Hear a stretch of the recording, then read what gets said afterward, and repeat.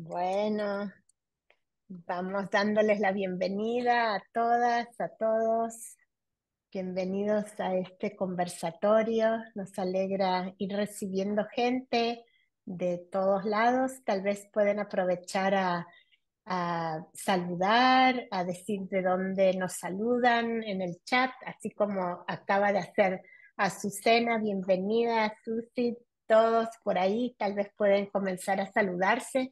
Vamos a dar un momentito para el ingreso de la gente.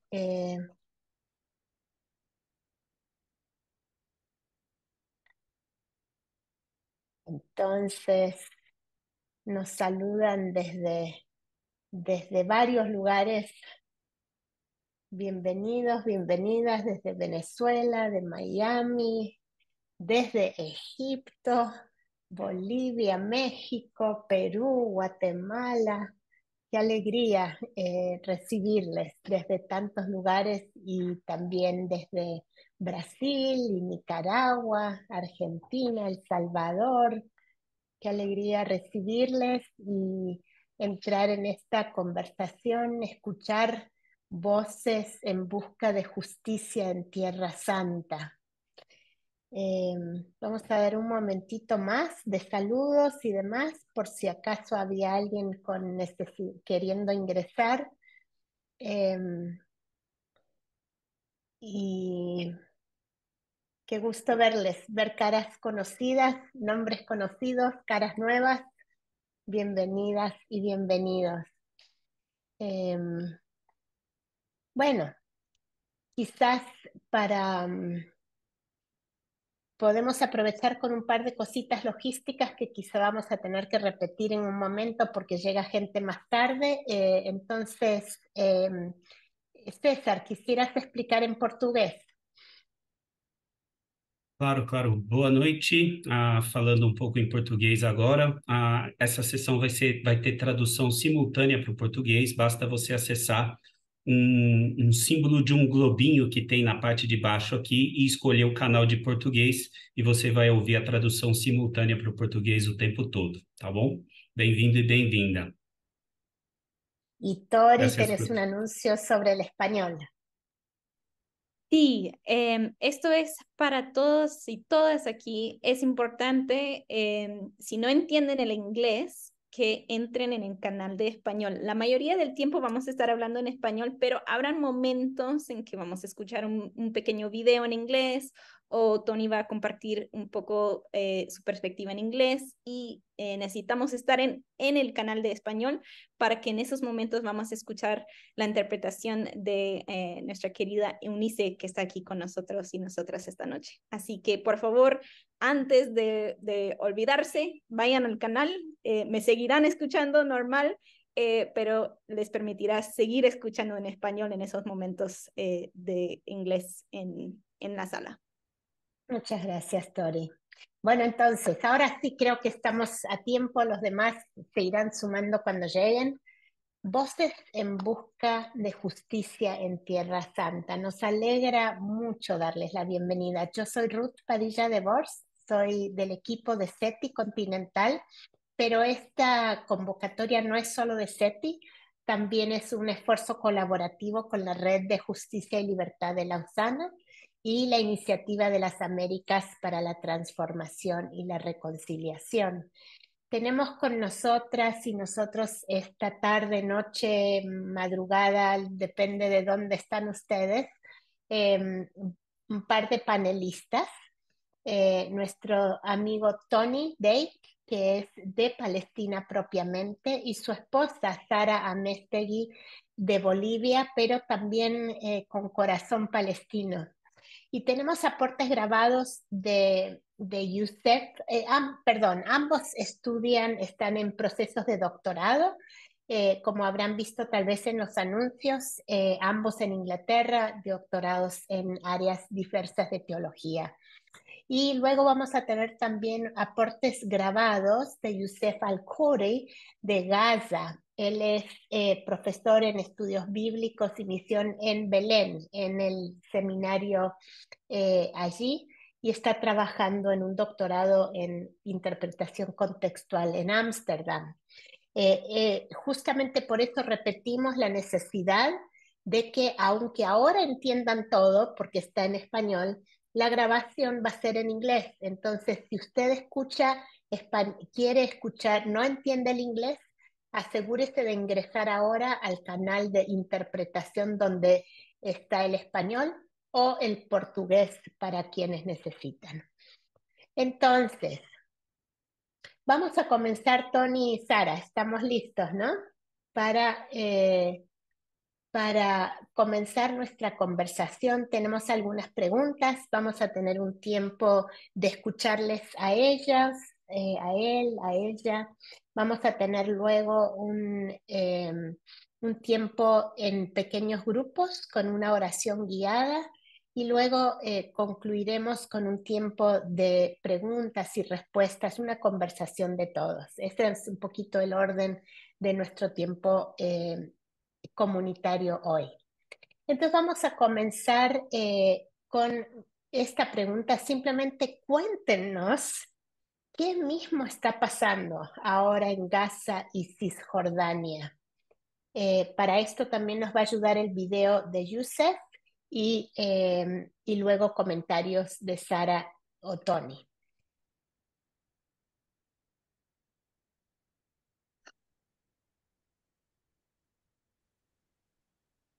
Hello everyone, this is Yusuf Al-Khouri. I'm originally from Gaza and I still have family in Gaza Strip.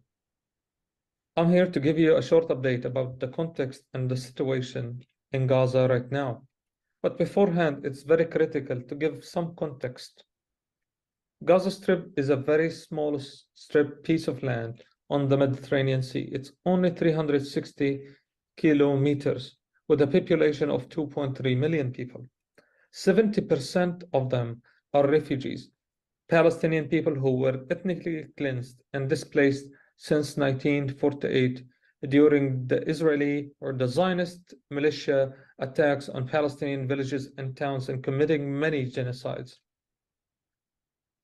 Since 1948, the Palestinian refugees who remain in Gaza weren't allowed to return to their homeland, despite the fact that the international law respects and grants them that right. However, the Israeli government constantly denied them to return to their hometowns.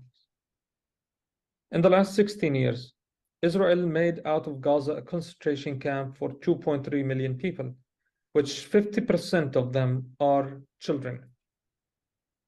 Israel controls the borders, controls the sky, controls the water, and gives very limited access to water, electricity, and other necessities for sustaining a good human life. Even medical care sometimes can be tough to find in Gaza Strip, especially with those who have terminal diseases such as cancer. So people who need to be treated, they have to leave Gaza Strip. In the last 50 days, Israel intentionally destroyed many of the infrastructures, almost all of the infrastructures in the northern part of the Gaza Strip. And the hospitals also have been affected, and numerous of them are completely shut, including the major hospital of Al-Shifa, which serves not only the northern part of Gaza, but also the entire Gaza Strip. Until now, more than 15,000 Palestinians have been killed by the Israeli bombardment. More than 35,000 were injured, and 1.7 million have been displaced. And this number includes the Palestinian Christian community in Gaza. About half of the Christian community now is sheltering for the last 50 days at the Greek Orthodox Church in Gaza, and the rest are at the Catholic Church, with barely they have what makes them survive. And here I mean even clean water for drinking or food. About 100 Christian families lost their houses, 55 houses completely destroyed, and 45 houses partially, but they cannot be inhabited anymore. What we are witnessing in Gaza right now is in fact a systematic oppression, an ethnic cleansing, and a genocide against the indigenous people of Palestine in Gaza. What we are witnessing is the unfolding of the Israeli colonialism with all its might and power in war crimes against the humanity in Gaza Strip. Despite all of these painful realities, we still have hope in the God who intervenes in the Kairos moment. We believe that God will intervene and will bring restoration, because what we hope for is a just peace that will bring back the Palestinians their own rights for their land and to live freely and with dignity in their homeland. In this time that we are approaching the Advent and the Christmas, we believe again in the God who incarnates, who meets the people in their suffering and in their pain. And we know and we trust that God now is with the people of Gaza. God now is with the people of Gaza.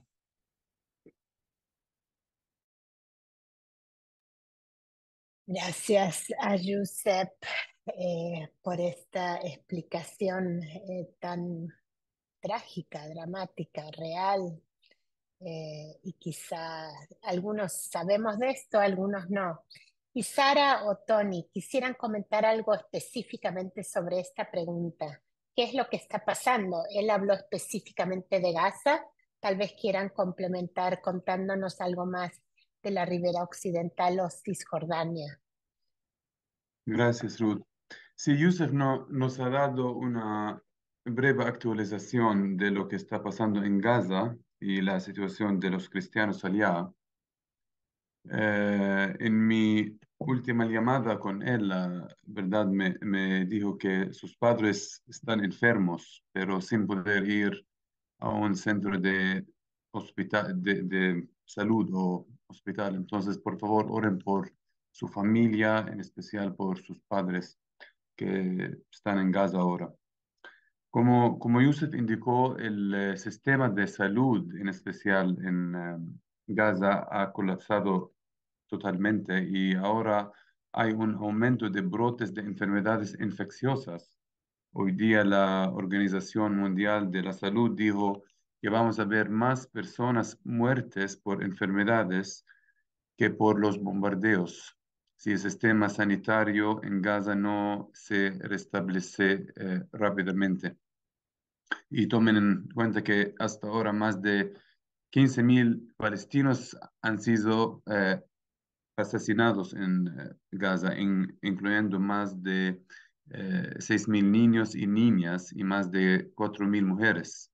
Israel, la verdad, estaba matando en los últimos 47 días a un niño o niña cada 10 minutos en Gaza.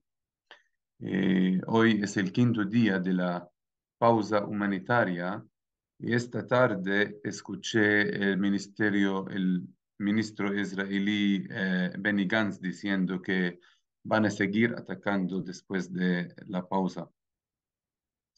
Entonces necesitamos oraciones fuertes para un ceasefire completo, un paro de fuego. Cese al fuego. Sí, cese al fuego. Y mientras todo esto sucede en Gaza, el ejército israelí está atacando sin parar a los palestinos en Cisjordania y Jerusalén Este. Solo en los últimos 5 días, Israel ha arrestado 260 palestinos en Cisjordania bajo leyes racistas y órdenes militares que permiten la detención sin cargo ni juicio. Los encarcelados están sufriendo torturas duras, a veces 6 o 7 guardias golpean a un detenido por todo el cuerpo. Muchos palestinos que Israel ha liberado como parte de los acuerdos de intercambio de encarcelados han sido atacados y torturados brutalmente antes de su liberación. Llamé a mis padres que viven en Belén el otro día y me dijeron que el ejército israelí está cada día en Belén. Mi papá me dijo que evita salir lo más posible por el miedo de no retornar a la casa. Desde el 1 de enero hasta ahora, las fuerzas y los colonos israelíes han matado a casi 400 personas en Cisjordania y Jerusalén Este, incluyendo 43 niños. Además, el ejército israelí, todo esto está pasando en Cisjordania. El ejército israelí está invadiendo sin parar cada día pueblos y ciudades de Cisjordania, demoliendo casas de civiles, dañando infraestructuras y abriendo fuego contra los palestinos. Además de las acciones del ejército israelí, hay más de 700.000 colonos en Cisjordania y Jerusalén Este que viven en casi 2.080 colonias ilegales según el derecho internacional. Muchos de los colonos israelíes están armados y atacan continuamente ciudades y pueblos palestinos, y ahora aún más, el gobierno israelí está distribuyendo miles de rifles a estos colonos.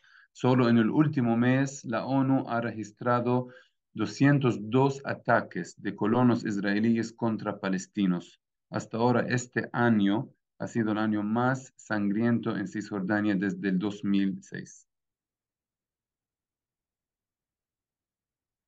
Ah, difícil agradecerte por tanta mala noticia, Tony, pero es necesario escuchar la realidad, ver la realidad, nombrar lo que está ocurriendo. Y obviamente nos nace, aquí estamos, bastante lejos de Jerusalén, de Belén, de Cisjordania, de Gaza. Y la pregunta es, ¿cómo podemos nosotros desde América Latina comprender mejor el contexto más amplio de la guerra? Porque ahora estamos hablando de lo que está ocurriendo ahora mismo, Exacto. pero esto tiene una historia más larga, ¿no? Entonces, quizá quieran contarnos un poquito sobre eso para ubicarnos. Hay quienes entre nosotros quizás no sabemos de dónde surge toda esta realidad.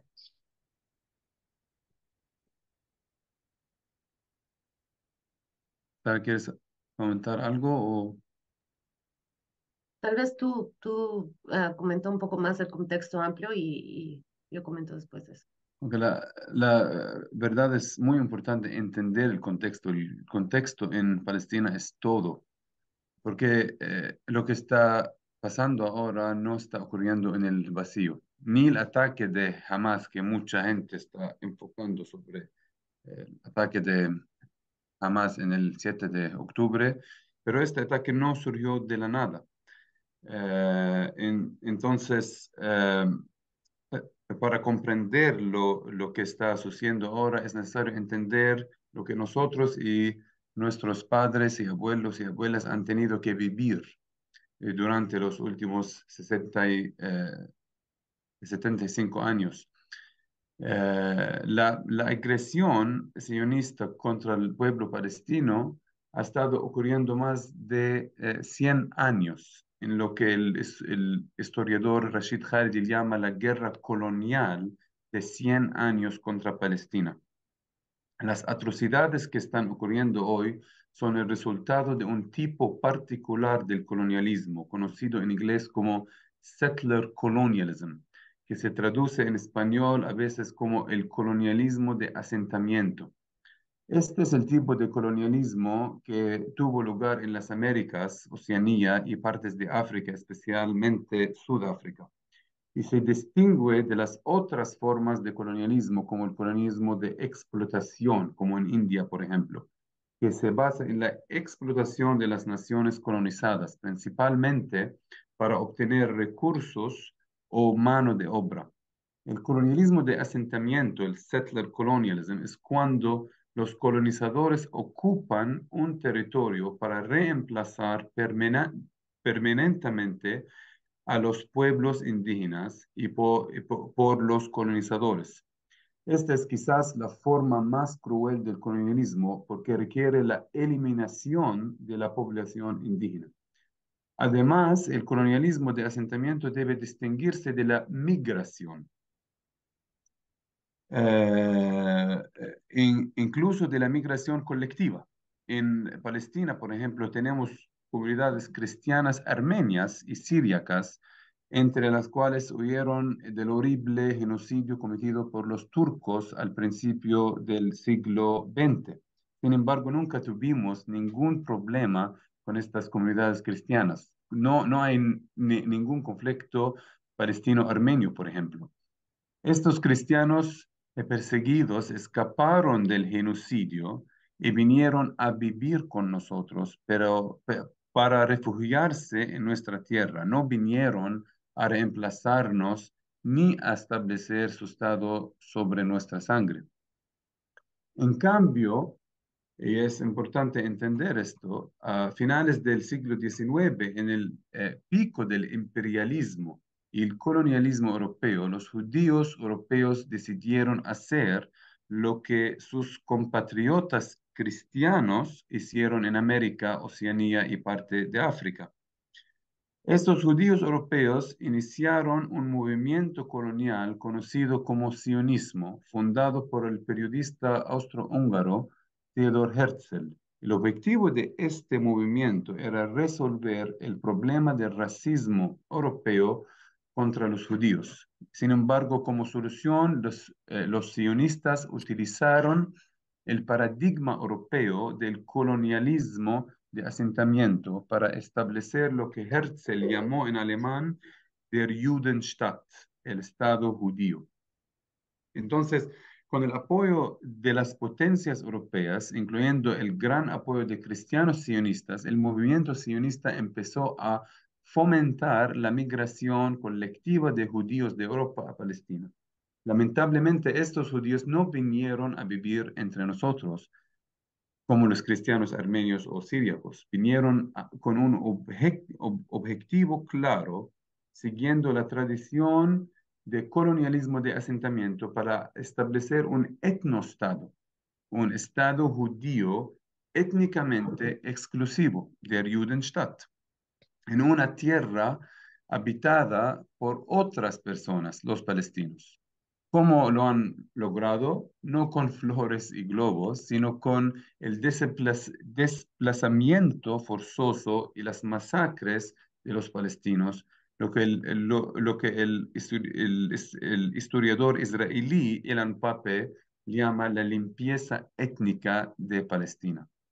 Entonces, entre 1947 y 48, las guerrillas sionistas ejecutaron un plan cuyo objetivo era limpiar étnicamente Palestina de sus habitantes originales. Como resultado de la limpieza étnica de Palestina, 750.000 de palestinos fueron expulsados de sus hogares y 500 ciudades y pueblos palestinos fueron destruidos o despoblados. Y los sionistas cometieron más de 30 masacres documentadas contra el pueblo palestino, entre ellas las masacres de Deir Yassin, Al-Tantura, el Led y la masacre de Tirtelos, donde alrededor de 55 palestinos, incluyendo mujeres y ancianos, fueron quemados vivos. A nivel personal, por parte de mi madre, nuestra familia es originaria de Shfa'amer, una ciudad cercana a Nazaret. El 14 de julio del 48, los sionistas invadieron Shfa'amer, la ciudad donde mi abuelo Najib Ilyas vivió hasta sus 20. Y como resultado, mi bisabuela Basma, su madre, tomó a mi abuelo y a sus hermanas y hermanos y escaparon a Belén. Allá vivieron refugiados en garajes durante varios años. 2 décadas después, en 1968, mi abuelo Najib y su hermana Rose decidieron visitar su hogar en Shfa'amer. Se llevaron a mi mamá con ellos. Mi abuelo y su hermana querían ver la casa donde crecieron, pero cuando llamaron a la puerta, una familia judía los recibió. Mi abuelo tenía otra hermana, Jalile se llama, que vivía en Akka, en Acre. Jalile murió en la limpieza étnica del 48, cuando los sionistas envenenaron el agua de Akka. Eso fue parte de una operación llamada Etcha Tupan, Shalach Lachmecha en hebreo, que es un terrible mal uso de Eclesiastes 11:1. Echa tu pan sobre las aguas. Según los historiadores israelíes Benny Morris y Benjamin Kedar, el objetivo de esta operación era utilizar armamento biológico obtenido de Europa y Estados Unidos para inducir una epidemia de tifoidea entre los palestinos con el fin de aplastar la resistencia palestina y prohibir a los palestinos expulsados regresar a sus hogares. Esta es la historia de mi familia y cualquiera que conozca la catástrofe del 48 sabe que la historia de mi familia se parece a la típica historia de la Nakba. Y la Nakba es la palabra árabe que usamos para describir la limpieza étnica de Palestina. Significa catástrofe. La Nakba del 48 se resume mejor en las palabras de David Ben Gurion, el primer ministro de Israel. El 9 de octubre del 1949, David Ben Gurion dijo lo siguiente: ninguno de los comentaristas de la Biblia, judíos o no, ni en la Edad Media ni en la actualidad, podría haber interpretado los capítulos de Josué, del libro de Josué, como lo hicieron las fuerzas israelíes el año pasado. Este es el primer ministro de Israel, el 1949. Ninguno de los comentaristas de la Biblia podría haber interpretado los capítulos de Josué como lo hicieron las fuerzas israelíes el año pasado. Creo que esta cita no necesita mucho comentario. En ella está la admisión implícita del tipo de limpieza étnica que los sionistas hicieron contra el pueblo palestino. Y como cristiano, debo decir que esta declaración es un mal uso colonial del texto bíblico que no refleja el corazón de las escrituras ni el evangelio de Jesucristo. Y me horroriza que un colega cristiano que estudió teología conmigo una vez en Londres utilizó una vez una referencia similar al libro de Josué para legitimar la guerra israelí contra Gaza en el 2014.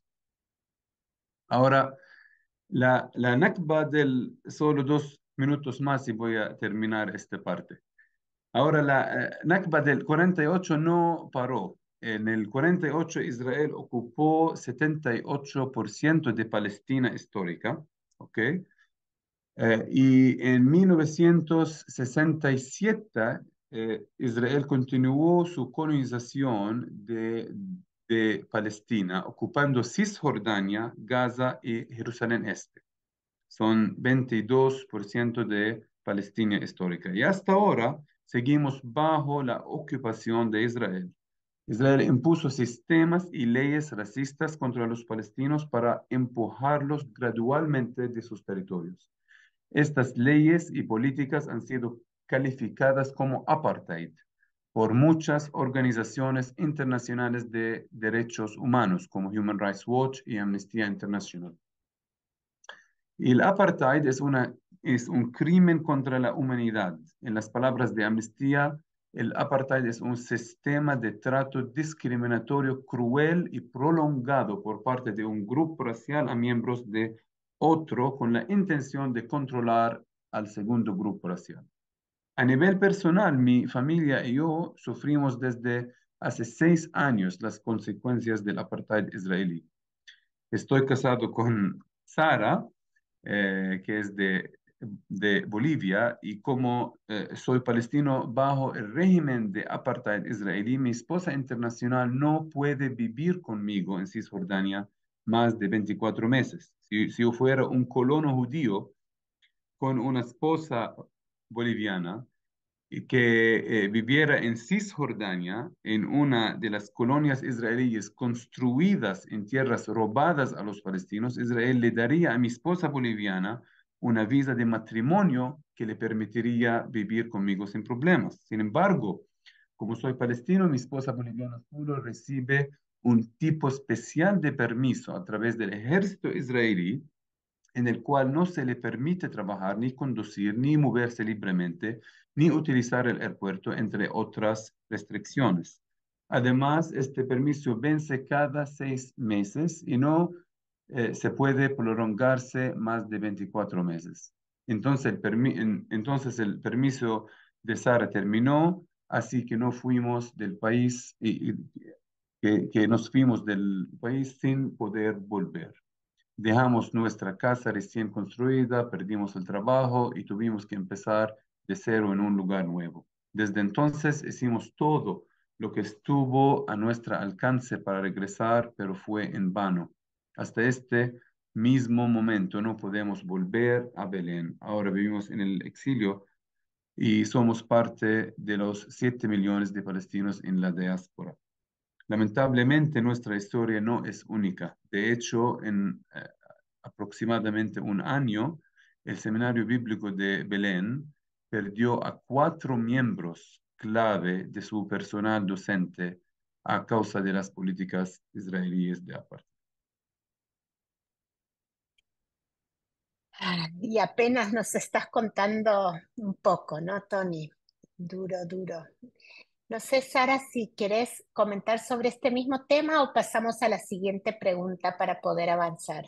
Ya, solamente quería decir que con este tema de lo que nos ha pasado como familia, se puede entender muy bien que no es que hay Israel y Palestina, dos estados autónomos, dos estados que tienen la misma capacidad política, la misma constituyente, se están peleando entre sí, que es más o menos el discurso que se maneja, ¿no? Dos estados en pelea, pero en realidad es un estado con una fuerte potencia militar, con el respaldo de muchos poderes occidentales, en contra de un Estado ocupado militarmente, porque si ustedes ubiquen, yo no quiero entrar a vivir a Israel, yo quiero entrar a vivir a Palestina, quiero estar en Cisjordania, de donde mi esposo es, él ha nacido ahí, pero no puedo. ¿Pero por qué? Es porque todas las fronteras de Palestina están controladas por Israel.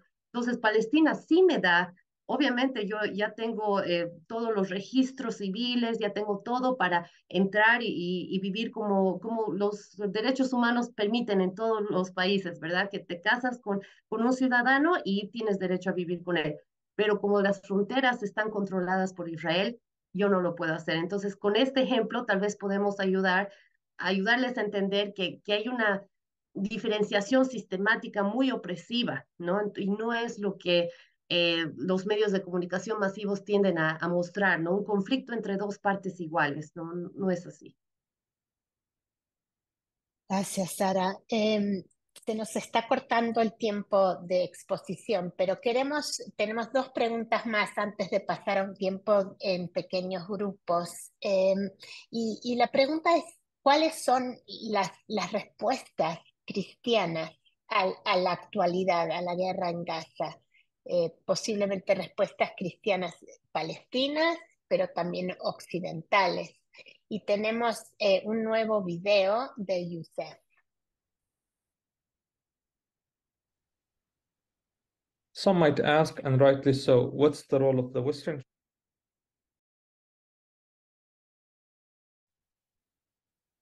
Some might ask, and rightly so, what's the role of the Western Church in the colonization of Palestine?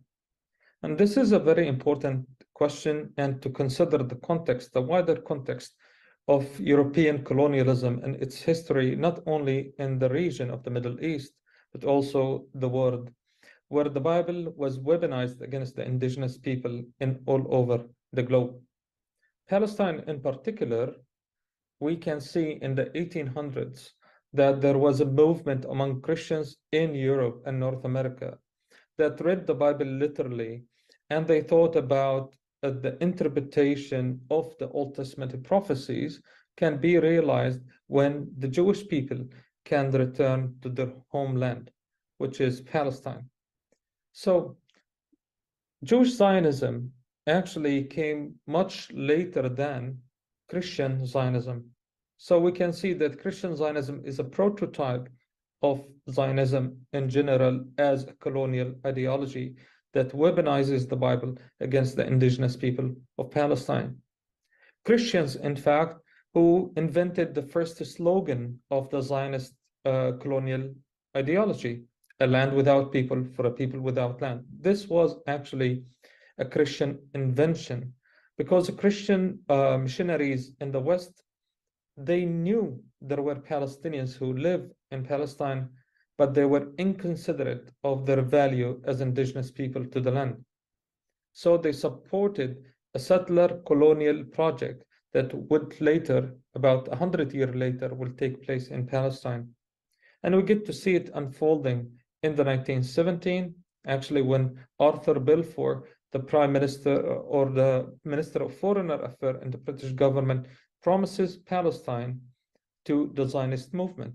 And by the way, Arthur Balfour was a committed Christian who adhered to the Zionist or Christian Zionist ideology. Until today, what we see on the ground is, in fact, a devastating reality of allegiance between the Western Church and the colonial regime that now destroying and committing genocide in Gaza.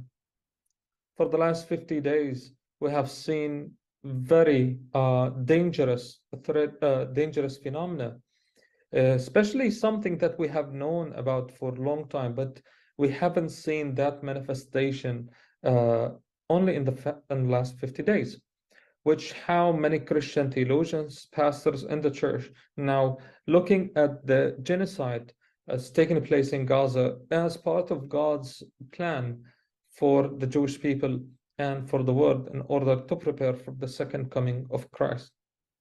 Only today, actually, I've seen videos of Christians going to the Israeli military bases near Gaza and signing their names and writing their wishes on the missiles that will kill Palestinians later in Gaza. So this is a dangerous marriage between faith and Christianity and militarism and colonialism that we need to be aware of. The weaponization of the Bible against the Palestinian people for the last 75 years at least has been catastrophic for the Christian community here. And in the words of Naim Atiq, what we have seen, not only humanitarian crisis or a humanitarian Nakba, or also an identity catastrophe because of the Israeli colonization, but also faith catastrophe and faith crisis because how Christians in the West have betrayed the Palestinian Christians for the last 75 years and weaponized the Bible in order to justify the oppression and colonization of the Palestinian people, including Christians.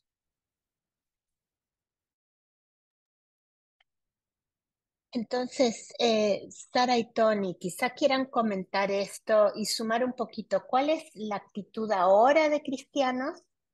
Pero ¿cuál quisieran ustedes que sea la respuesta de nosotras, de nosotros, como hermanos, hermanas latinoamericanos, que estamos lejos, pero que nos importa esto porque al ser cristianos tenemos una parte en este relato, ¿no? Entonces, quizá nos pueden contar un poquito sobre esta perspectiva.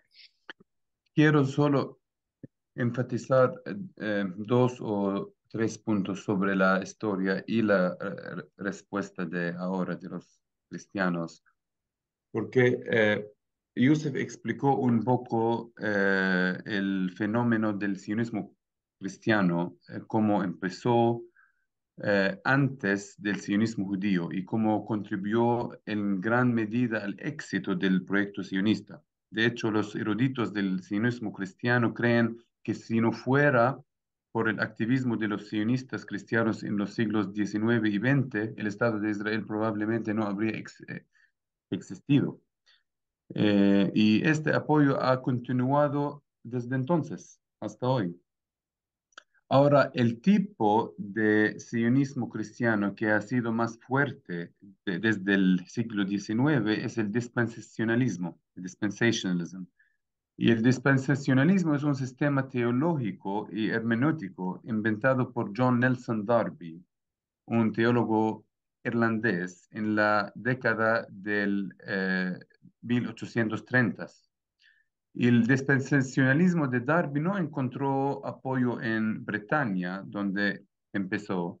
En cambio, durante un periodo de 16 años, Darby estuvo muy activo en los Estados Unidos, centrándose principalmente en la difusión de su teología entre los líderes y pastores cristianos. En consecuencia, el dispensacionalismo pasó de ser una pequeña teología marginal en Bretaña a un movimiento influyente en Estados Unidos. Y poco después de que el dispensacionalismo llegó a Estados Unidos, fue casi inmediatamente exportado a América Latina por alguien que se llama C.I. Scofield. Y C.I. Scofield es la persona que popularizó el sionismo cristiano a través de su Biblia de estudios, la Biblia de Scofield. Un amigo me contó recientemente cómo la Universidad Fundamentalista, donde graduó en los Estados Unidos, usaba la Biblia de Scofield como la Biblia oficial de la universidad. Cuando se referían a versículos de la Biblia, simplemente daban el número de la página de la Biblia de Scofield. Entonces, si tienes la Biblia verdadera, va a encontrar el texto. Lamentablemente, encontré algo similar durante nuestro tiempo en Bolivia. Algunos seminarios evangélicos en América Latina todavía usan la Biblia de Scofield hasta hoy. Ahora, ¿qué es el dispensacionalismo? En el centro, ¿y cuál es el problema del dispensacionalismo? En el centro de esta teología hay una clara distinción entre el Israel del Antiguo Testamento y la iglesia del Nuevo Testamento. Una distinción eh, eh, que contrasta con la teología del Nuevo Testamento, que ve a Cristo como el cumplimiento de todas las promesas del Antiguo Testamento, como Pablo ha dicho. Todas las promesas que ha hecho Dios son sí en Cristo. El problema del dispensacionalismo es que margina a Cristo y en lugar de decir que Jesús cumple las promesas a Abraham e Israel, el dispensacionalismo básicamente dice que parte de esas promesas se cumplen en Jesús y parte de ellas en el movimiento sionista, como si Jesús estuviera en competencia con Theodor Herzl y el movimiento sionista. Ahora, el dispensacionalismo es la teología detrás de muchas de las manifestaciones radicales del sionismo cristiano, como aquellas de las que habló Yusef, de cristianos escribiendo sus nombres en cogentes enviados a Gaza, o como alguien a quien conocí aquí recién, que dirigió una reunión espiritual en un campamento militar israelí.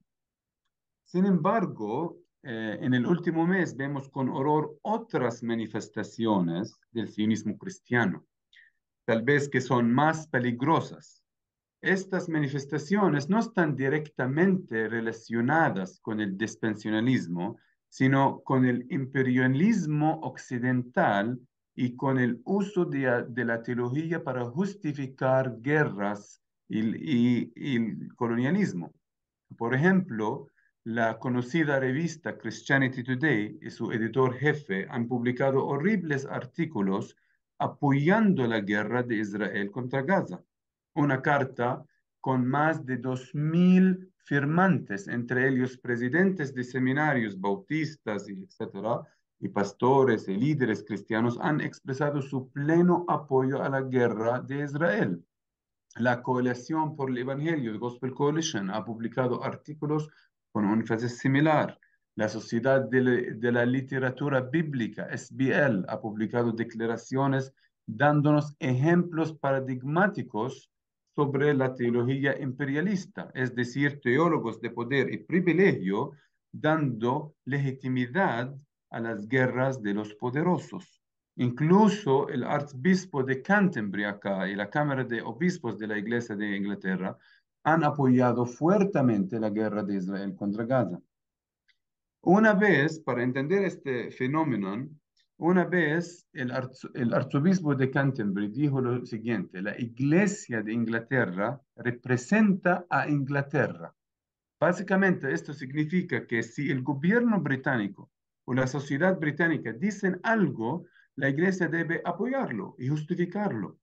Esto se aplique a otros contextos, incluyendo el contexto de Estados Unidos.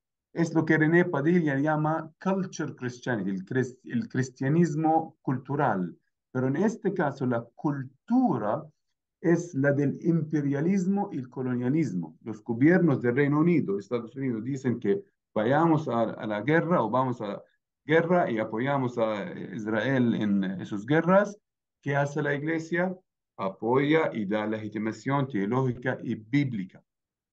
De esta manera, la iglesia está dando al imperio y a los poderosos lo que Mitri Raheb, nuestro teólogo, llama el software que permite y justifica las guerras, el imperialismo y el colonialismo. Mi querida suegra, Charito, una mujer boliviana de Dios, me dijo una observación muy profunda, que la razón por qué muchos cristianos occidentales legitiman y justifican la guerra israelí contra Gaza es que no se ha arrepentido del colonialismo y el imperialismo. Y por esta razón, hace 4 o 5 semanas hemos escrito una carta abierta en el nombre de 12 organizaciones cristianas palestinas para desafiar a los teólogos y líderes eclesiásticos occidentales y para llamarlos al arrepentimiento y al cambio. La carta tiene hasta ahora más de 17,000 firmas y se puede leer en español y en portugués en change.org. Y ahora nos acercamos al Adviento, un tiempo dedicado al arrepentimiento. Y nuestra oración es que los líderes y teólogos cristianos occidentales en especial, que han estado legitimando el genocidio de Israel, se arrepientan y de su complicidad y se vuelvan a Jesús y su ética de amor y justicia. Entonces, gracias, Tony. Quizás, Sara, solo brevemente para que podamos tener tiempo para más preguntas de los Ok. participantes. ¿Qué esperarían de parte de personas como quienes estamos aquí en esta llamada? ¿Cómo podemos apoyar como cristianos, como hermanos y hermanas en medio de esta realidad? Sí, quería a ver si puedo compartir ¿pueden ver el PowerPoint? Sí, perfecto. Bueno, algo que nos ha ocurrido, que hemos visto, es que hay un despertar global a la realidad en Palestina. Y bueno, como siempre, si vamos a hacer un análisis de los medios masivos de comunicación tradicionales como la BBC de Londres o el New York Times, o sea, todavía vemos que tratan de ser imparciales, pero si tú analizas el discurso que manejan, es engañosamente parcializado, ¿no?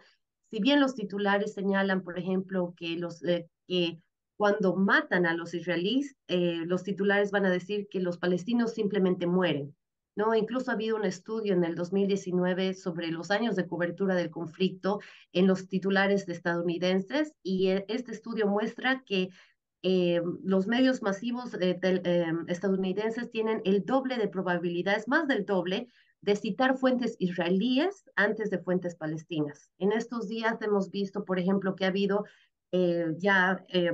han soltado, han liberado a rehenes israelíes y palestinos. Y cuando Hamas libera a los rehenes israelíes, se dicen los niños han sido liberados.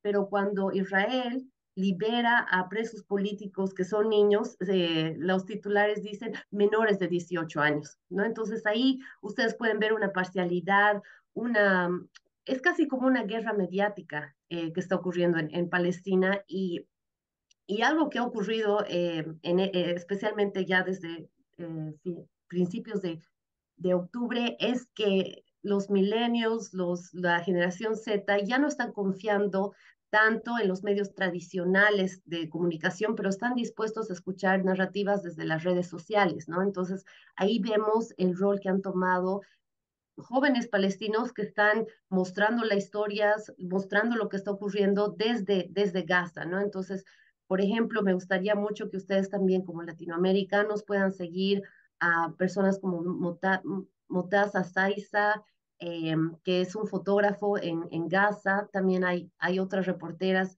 Plestia, que también están en Instagram.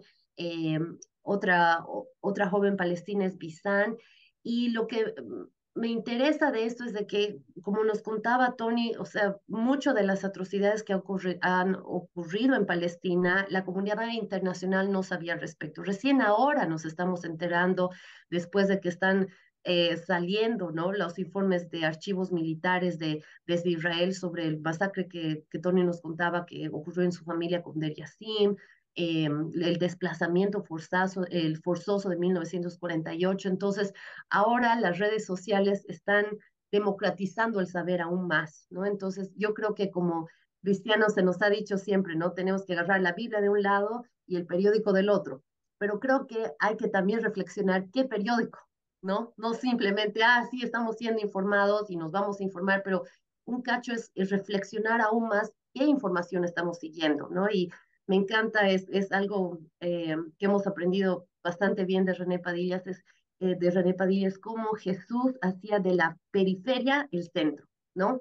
Nazaret era la periferia, pero Jesús hacía que ese sea el centro de su ministerio. Entonces, escuchar voces palestinas, tal vez que no son centralizadas por el poder mediático, me parece muy importante que podamos hacer como como latinoamericanos, y también leer diferentes opciones a lo que se nos ha tocado con el dispensacionalismo. O sea, si trazamos históricamente, cuando hay ese boom del dispensacionalismo después de la guerra civil en Estados Unidos, las visiones a América Latina son las primeras que llegan, ¿no? Y llega Scofield, llega esta idea de que la única forma de leer el Apocalipsis es mediante la raptura, el dispensacionalismo, el mileniarismo histórico. Entonces, yo me acuerdo que crecí con miedo. Aquí está mi hermana, ella no me va a dejar mentir, le tenía terror al fin del mundo porque, bueno, con todas las historias de lo que iba a ocurrir, tenía miedo el 2000, pero nunca ocurrió, ¿no? O sea, siguen atrasando libro tras libro que predicen. Entonces, yo creo que es importante desde América Latina repensar cómo estamos leyendo el Apocalipsis, y un teólogo desde Latinoamérica excelente para eso es Juan Stam. Tiene un libro Apocalipsis y Profecía excelente, y él lo va a hacer desde una perspectiva intelectual rigurosa, ¿no? O sea, nos va a hacer leer los libros proféticos desde una exégesis comprometida, ¿no? Comprometida a la palabra de Dios y no comprometida a una agenda política, lamentablemente, que viene desde Estados Unidos, ¿no? Entonces, les aconsejo leer también La limpieza étnica de Palestina, que es otro gran libro que ya está en español.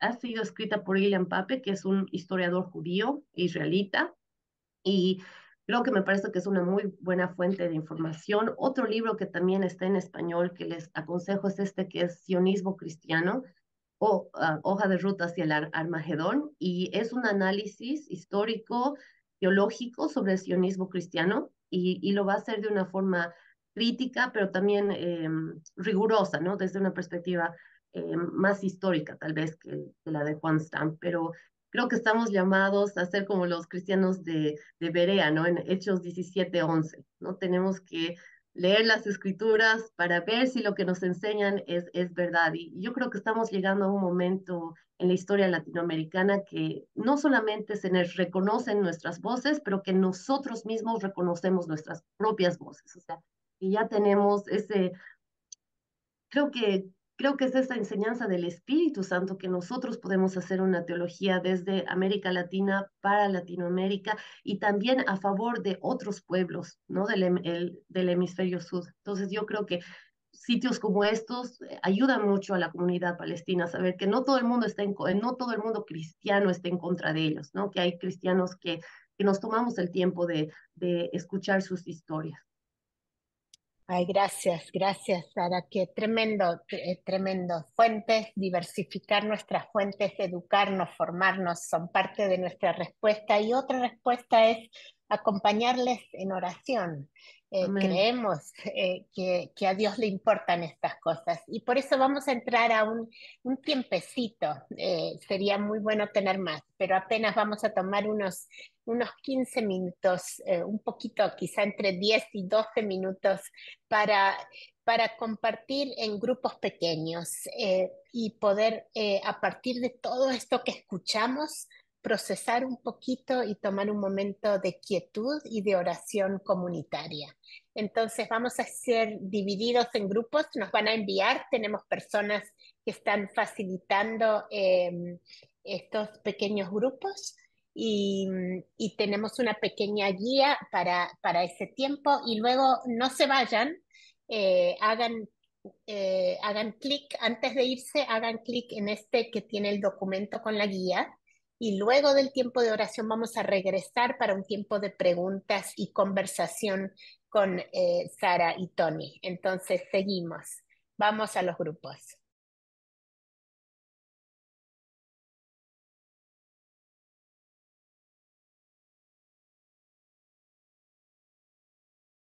Bueno, si les ocurrió en su grupo lo que en el nuestro, se nos hizo demasiado corto el tiempo. Hay mucho por procesar, hay mucha necesidad de, de nombrar, de confesar, de dolernos, de querer acompañar, de orar. eh, y bueno, sirva esto como un abridor, como apenas un- una entradita para que sigamos. Y tenemos estos próximos minutos para eso, para compartir quizá preguntas que nos surgieron. Recordemos que somos varias personas, veo que somos 45 personas y si cada uno habla todo lo que quiera no nos va a dar tiempo a nadie. Entonces seamos lo más precisos posibles. Pongamos en el chat preguntas específicas para escuchar de parte de Sara y de Tony en esta conversación. Veo que ya hay una pregunta que surgió antes en la conversación y quizá podemos comenzar con eso, y es, ¿será correcto aclarar que la guerra actual es contra Hamás y no contra la población palestina? Es la pregunta. Entonces, ¿será que la guerra es contra Hamás o es contra Palestina? Quizá pueden aclarar eso y los demás siéntanse en libertad en español o en portugués de compartir sus preguntas en el chat. Yo puedo contestar esta pregunta, pero necesito hablar en inglés para hablar más rápido y claro. ¿Está bien? Si cambiamos al inglés. Entonces, manténganse Gracias. cada uno en su canal de español o portugués y podrán escuchar una traducción. Okay. The main problem for us, ok, un ratito voy a cambiar original audio. Ok, sorry. Ahora me están escuchando bien? Are you hearing me? Okay. So our fight is with vocabulary, really, and with language. And I can give a lot of examples. So the language that we use is this is Israel's war against Gaza, and this is part of the 100-year colonial war on Palestine. And this didn't start the 7th of October. This has been going on for 100 years. And Israel proved by their actions that this is not a war against Gaza, against only Hamas. It's a war against all of the Palestinian people. Why are they attacking people in the West Bank, arresting people, torturing people in the prisons? They are expanding their settlements in the West Bank now while the war is going on in Gaza. They're killing people in the West Bank while the war is happening. And what is happening in Gaza. 50% of the residential buildings in Gaza are destroyed. This is a war on Hamas. 15,000 people, 10,000 people of the 15 who are killed are women and children. 6,000 children are Hamas. This is Israel. This is a continuation of Israel's colonial war on the people of Palestine. And the language that we use to describe it is simply Israel's war on Gaza or contra Gaza.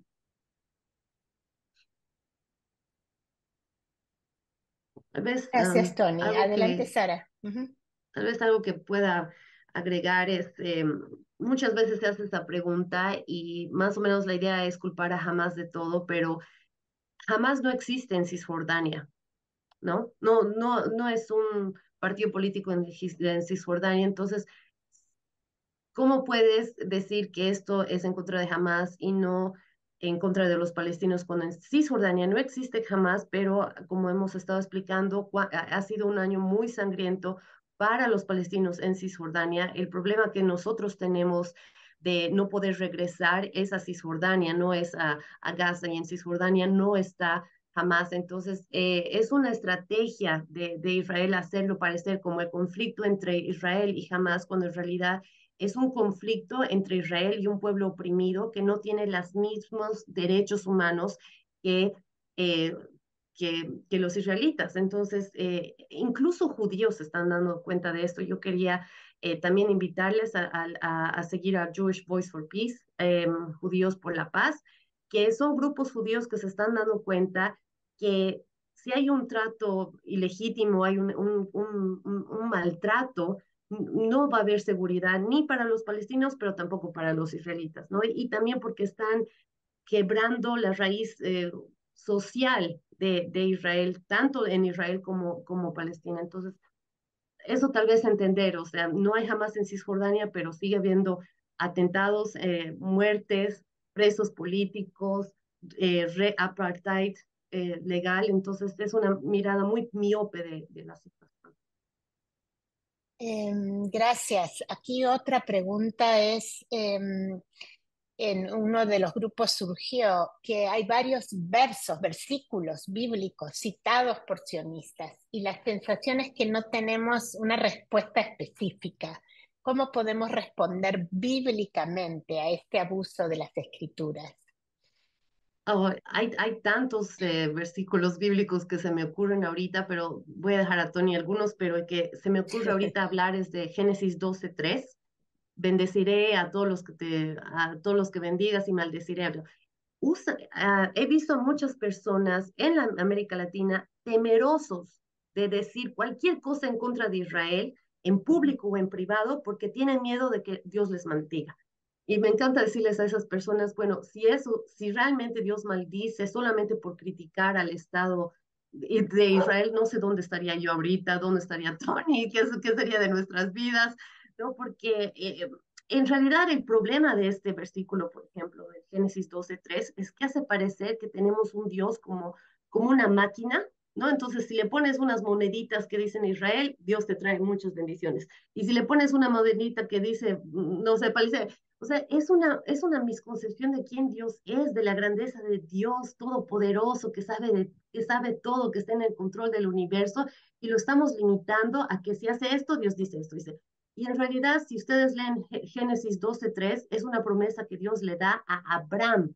Está bien clarito en el texto bíblico que es al singular, es a Abraham, ¿no? Entonces, y vemos que sí, Dios le da ese tipo de bendiciones, pero este es un gran ejemplo de cómo toman un versículo fuera de su contexto para legitimar, ¿no? Las atrocidades de Israel. Entonces, de repente hay muchos latinoamericanos que incluso tienen temor a decir lo que están sintiendo, lo que están viendo por ese tipo de versículos.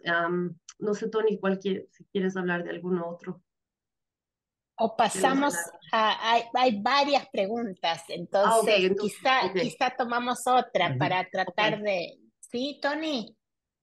I would just add one little thing that reading the Old Testament minus Jesus equals heresy. That's the equation. We need to read the Old Testament only through the eyes of Jesus. That's it. The Old Testament, like Mr. Rahib says, is like a bazaar, like an open market. Everyone can do whatever they want with it to legitimize war. And, you know, the Israeli settlers, they walk around with the book of Joshua to claim land. The book of Joshua is fulfilled in the book of Acts. You know, the land is there, the expansion of the land is there, the multiplication is there, all the elements is there. I'm writing a whole section in my PhD about it right now.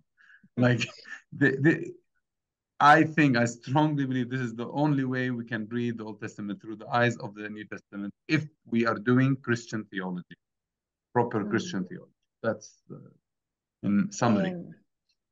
Otra pregunta que surge aquí es, históricamente, ¿a qué atribuyen ustedes que haya tanto creyente latinoamericano sionista, que haya tanto seguimiento a esta beta dentro de América Latina?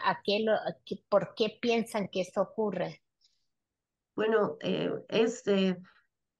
en primer lugar se puede entender por las misiones de los Estados Unidos a la América Latina. O sea, estamos muy cercanos a Estados Unidos, es una potencia mundial, tiene muchos recursos, entonces las misiones que han llegado de Estados Unidos y se han exportado a África, a Latinoamérica, han hecho que en África, en América Latina haya esta forma de pensar, este pensamiento sionista. Y también es una teología que te dice, esta es la verdad y no dudes en repetirla, ¿no? Es como que este es el mensaje de Dios y eso es lo que tú tienes que pensar. Entonces, no ha sido unas misiones que han dejado que las iglesias locales puedan pensar, reflexionar desde su realidad o desde las realidades de otros, sino ha sido como que esta es la teología, esta es la verdad, esta es la Biblia, la Scofield Bible, ustedes la repiten, entonces ha sido como que cortar, pegar, ¿no? Y está muy relacionada también a un fenómeno que es la prosperidad, ¿no? El evangelio de la prosperidad. Entonces ahí está esa idea de que si tú bendices a Israel, te va a ir muy bien, tu estado va a estar bien, el país va a ser más bendecido. Entonces, y también es una mirada bastante simplista de la escatología que trae al ser humano una seguridad, ¿no? El creer saber cuándo Jesús va a venir o en qué año, que nos trae un cacho más de consuelo que la realidad de decir, no sabemos, ni siquiera Jesús sabe, ni los ángeles saben cuándo van a venir. Creo que eso es lo que dice el Evangelio, pero esta propuesta nos da como una idea más clara de lo que va a ser y yo creo que eso es lo que atrae a muchos seguidores en América Latina, pero poco a poco vamos viendo que esto se va quebrando, ¿no? Este tipo de Voy a tratar interpretaciones. Ajá, gracias. Voy a tratar de unir un par de preguntas aquí. Una tiene que ver con la necesidad, el cuestionamiento de que nos aliemos tanto a una postura, a un partido o eh, a una alianza, a un Estado, versus nuestra alianza a Jesucristo. Y también hay una pregunta relacionada de alguna manera que habla, ¿por qué hablamos así en estos términos y no hablamos tanto de la paz o la reconciliación, la no violencia? ¿Cómo ¿Por qué hablamos encararían? sobre? No Em, entendí. sí, ¿Por la qué hablamos pregunta sobre qué? es que quizá nos parcializamos y tendemos de un lado o de otro y que necesitamos ser pacificadores.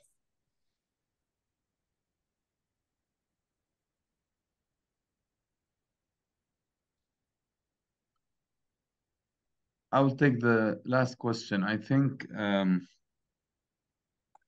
yes, I can understand how the movement from Christian Zionism will be sort of, Christian Zionism is about supporting the aggressor, Israel against the Palestinians, right? And moving out of this paradigm, one would come first to the center and try to hear both sides first and be a reconciler. But I think part of being a reconciler is the solidarity with the oppressed and standing with the oppressed and defending the colonized. I think work of advocacy, work of justice will naturally lead to peace. So part of being peacemakers is being advocates, like Psalm 82, defend the rights of the oppressed. This is a biblical mandate, defend the right of the oppressed. And naturally comes peace, like Naim Atiq says, the door to peace is justice, and then after peace is reconciliation. He does it in 3 steps. Hermoso. Sí, tal vez para agregar algo es que se nos ha enseñado a mirar este conflicto de una manera muy binaria, ¿no? Blanco y negro. Entonces, eres pro-Palestina o eres pro-Israel y listo. Cuando en realidad hay muchas personas ahorita en Israel, muchos israelitas que están diciendo, la raíz del problema es la opresión. Y si seguimos oprimiendo al pueblo palestino, va a seguir habiendo la violencia. Entonces, hay israelitas dentro de Israel que están diciendo, es un problema que tenemos que atacar desde el centro. Y también es muy importante hablar que sionismo no es sinónimo de judaísmo. El sionismo es una corriente política laica y el judaísmo es una religión. Entonces, cuando confundimos estos términos y cuando decimos o eres pro-Palestina o eres pro-Israel, estás viendo un problema que es tan complejo, de una manera tan binaria y tan simplista, que no estamos ayudando en nada a que las cosas mejoren.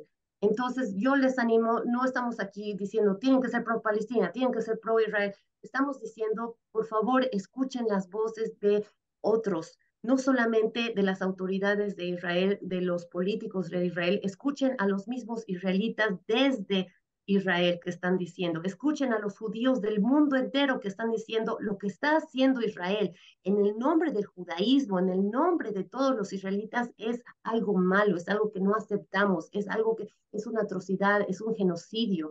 Hay muchas víctimas del holocausto que están hablando ahora y dicen, nunca más en mi nombre.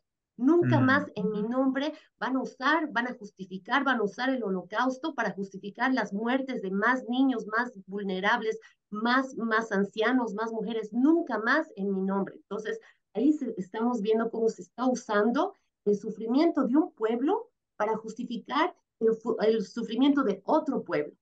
Y con estas actitudes binarias no estamos ayudando a nadie, sinceramente.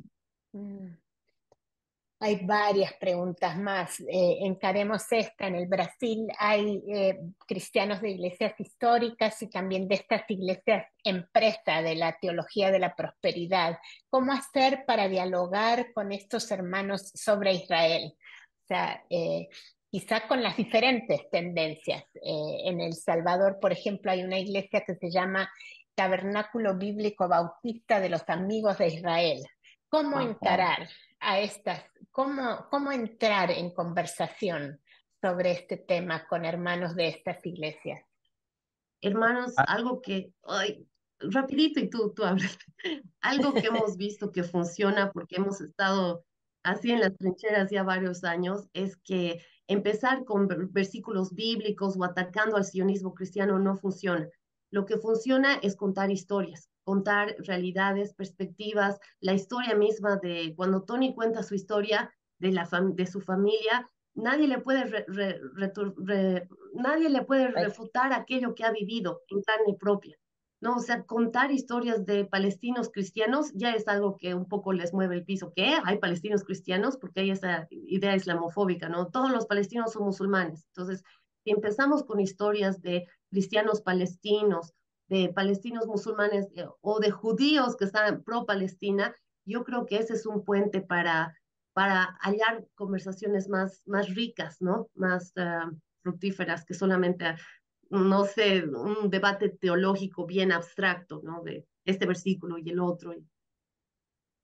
And I think with Christians who are Zionists or Zionistic, of course we have cases of false teachers. I mean, and people whose heart are just in the wrong place. But the majority, our hope is that their heart is in the right place with the Lord and they are misinformed.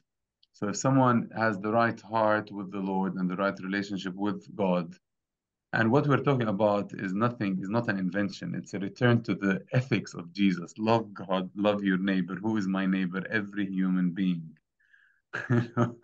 Don't oppress people, treat people with dignity, honor people, do not kill people. These are the 10 commandments. This is the Mosaic law.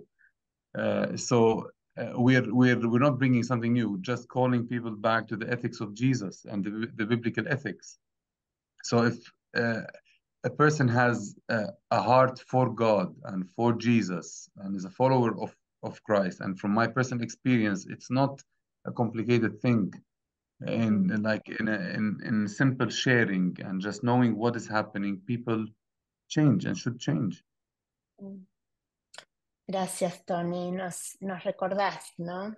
En medio de todo esto de las polarizaciones y la desinformación y el analfabetismo y las distorsiones teológicas, el llamado constante, coherente a amar a Dios, amar al prójimo y todo prójimo y persona humana creada a imagen de Dios y estar del lado de quienes están siendo violados en esa imagen.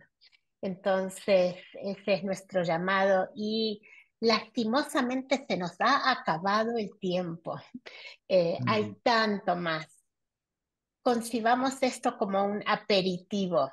Nos abrieron el apetito para más y permitámonos seguir informándonos, aprendiendo, leyendo. Gracias por proponernos fuentes y vamos simplemente a tomar un momento para cerrar en oración. Dios nuestro, Padre creador de personas de todo, de toda tez, de toda etnia, de toda cultura, personas de toda nación y de todo pueblo. Venimos con dolor por esta realidad tan terrible, tan trágica y tan evitable. Venimos con dolor por las familias, por las niñas, los niños, los adultos, las personas que están en este mismo momento sufriendo desplazamiento, muerte de seres queridos, pérdida de hogares, pérdida de medio de vida. Venimos con dolor. Te agradecemos por Tony, por Sara, por Yusef, por todos nuestros hermanos y hermanas palestinos, tanto los que viven allá como los que están en la enorme diáspora provocada por esta situación. Pedimos consuelo, ánimo, esperanza para ellas y ellos. Y para quienes estamos por aquí en tierras latinoamericanas, te rogamos que nos hagas vehículos de justicia, de verdad, que nos permita ser canales de tus buenos propósitos en medio de estas realidades. Descansamos no en nuestra capacidad, no en nuestra destreza, sino en tu espíritu. Espíritu de vida, reconfórtanos. Espíritu de vida, abrázanos y a nuestros hermanos y hermanas en todo el mundo. Espíritu de consolación, sánanos. Espíritu de amor, apaga el mal. Espíritu de vida, ilumínanos para hacer las obras de tu justicia. Espíritu de amor, encamínanos por tu paz. Amén. Amén. Muchas gracias a Tony, muchas gracias a Sara, a Yusef y gracias a cada uno por regalarse esta hora y media de exploración y aprendizaje, que sea el comienzo de un camino, no el final, que sea este aperitivo que nos lleve a profundizar más, a encontrar cómo solidarizarnos y acompañar a nuestras hermanas y hermanos. Muchas gracias a todos y todas. Muchas gracias. Gracias a todos. Muchas gracias. Gracias, Tony. Gracias, Sara. Un abrazo fuerte. Muchísimas gracias. Abrazos. Obrigada também. Obrigado.